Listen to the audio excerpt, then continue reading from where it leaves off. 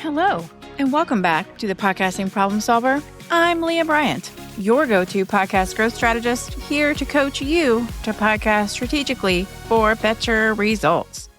So, when was the last time you actually read one of your episode descriptions? Like, as if you were a brand new listener who had never heard of you before. That's kind of confusing, but you know what I mean. And I mean, really read it. You didn't just skim it. You didn't just click copy and paste from your outline. So if your answer is, well, or if you said, of course, Leah, when I wrote it at 11:47 p.m., 5 minutes before publishing. Yeah, well, this episode is for you, friend, because today I'm giving you a fast, doable fix for your episode descriptions that can boost downloads without recording a new episode, buying fancy tools, or blowing up your workflow. Can I get an oh yeah?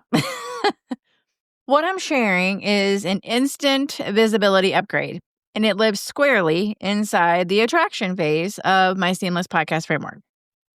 All right, so let's get into it. Here's what I see constantly when I audit podcasts. Great content, check.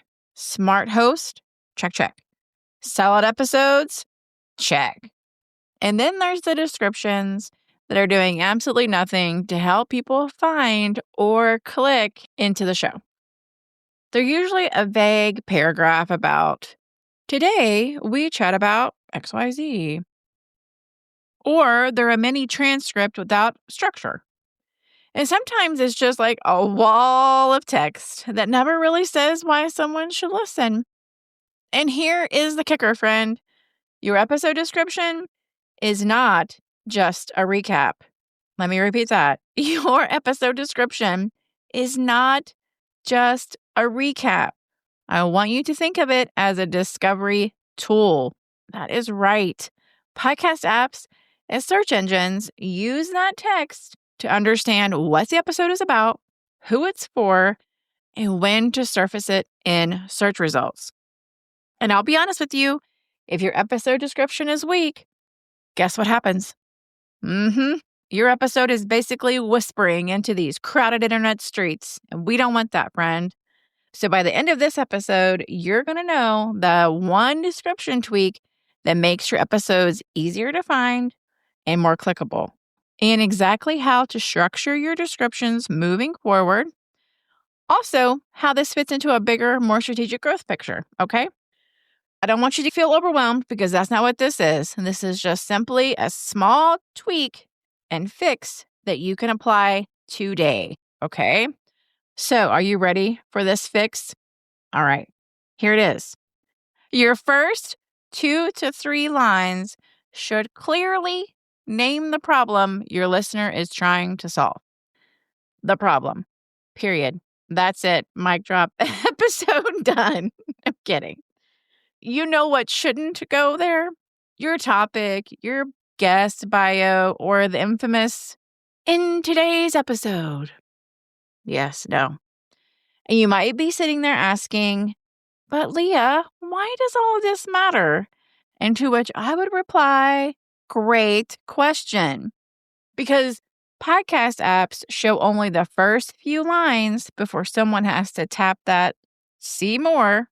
And those lines, my friend, are your hook. Think of it like this. Your title gets them to slow their scroll, and then your first lines get them to press play. So for instance, with this episode, instead of starting with, in this episode, I talk about episode descriptions and podcast SEO. No. I used, if your podcast downloads feel stuck, your episode description might be the reason, even if your content is solid. Do you see the difference? It's the same topic. They're just totally different pools. So then after those first lines, you can briefly explain what they're going to learn, add in your chapter markers, yes, for SEO, and yes, Apple Podcasts is doing this now automatically, but I like to have control over that. No, it's not control issues. I mean, maybe just a little bit, but we want it to be very SEO centered. And naturally, we want to weave in, like I said, those relevant keywords without stuffing them like a Thanksgiving turkey, okay?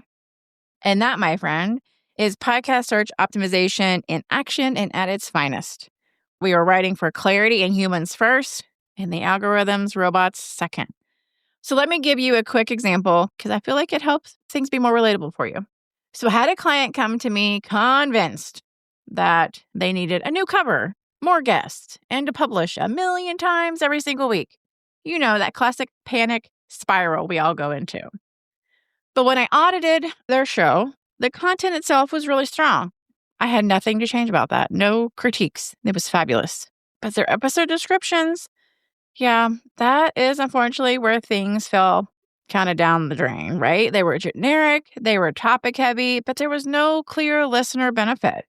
So we rewrote just the top portion of like 10 episodes, leading with the listener problem, clarifying who each episode was for, and tightening the language around what they walk away with. No new recordings, didn't want her to go do any extra promotion, none of that. And within a few weeks, downloads started climbing, especially on those older episodes.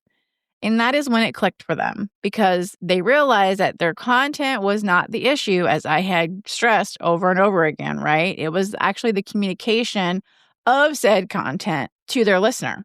And listen, if you're hearing this story and thinking, oh gosh, I wonder what else I'm missing.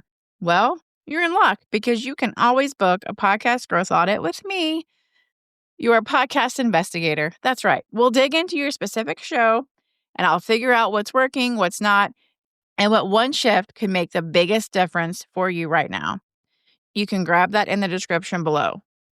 So this is why this fix lives in the attraction phase, okay, of my Seamless Podcast Framework, because attraction is about making your podcast easier to find, to understand, and to choose. Fixing those episode descriptions is step one. But the real magic happens when your episode titles and descriptions, plus your show level SEO, and your positioning all work together. When every episode reinforces what your show is known for, that is when growth becomes predictable instead of random. So here is your simple action step for today.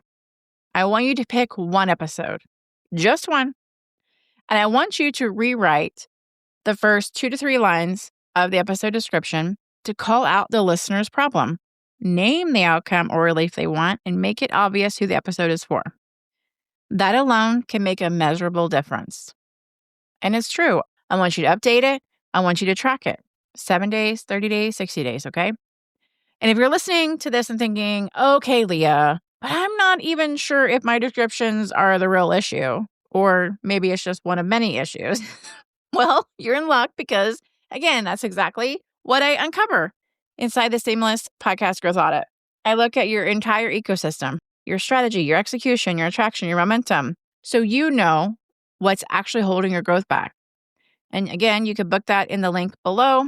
And hey, if this episode helped, make sure you're following the show so you don't miss future quick wins like this. And remember, your podcast needs better alignment, not more effort, because you're already doing that and you're closer than you think you are. I'll see you in the next episode of the Podcasting Problem Solver. Until then, keep your podcast purposeful, keep writing those descriptions strategically, and keep your growth seamless. And I'll see you next time.